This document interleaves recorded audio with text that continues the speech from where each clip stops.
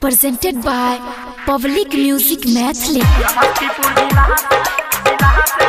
Mixed by Dipin Divana. Singing by Rohit Ranjan.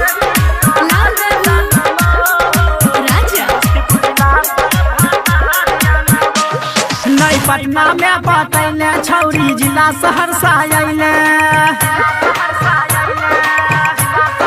हे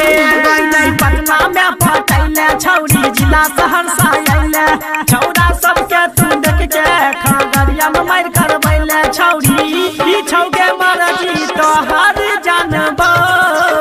समस्तीपुर जिला से भतार जानबोगे छौरी ई छौके मरजी तो हर जानबो समस्तीपुर जिला से भतार जानबो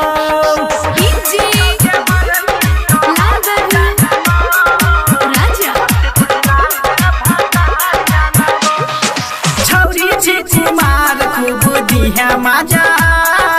छौरा सब धर धर हे गई भैरे बाजा हे गई छौरी छी कुमार खूब दिहे माजा छौरा सब धर धर हे गई भैरे बाजा खूब मजा लेतोगे तोरा गोदी में सुतैतो छौरा सहरसा वाला हे गई तनियो नहीं शरमैतो छौरी ई छौके मरजी तो हर जानबो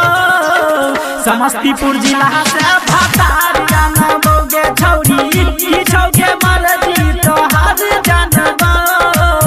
समस्तीपुर जिला से भतार जानबो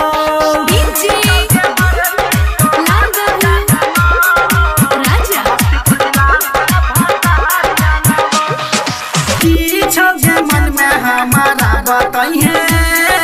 कहियो न घूरे तुम खगड़िया जाइए हे गई की छौके मन में हमारा बताइए कहियो न घूरे तुम खगड़िया जाइए छौरा यहाँ के रंगवा जही को धरतो भैरा बाजा कहियो न कहियो तोरा हे गईले तो तू बा माजा छौरी ई छौके मरजी तो हर जानबो समस्तीपुर जिला से भतार जानबोगे छौरी ई छौके मरजी तो हर जानबो समस्तीपुर जिला से भतार जानबो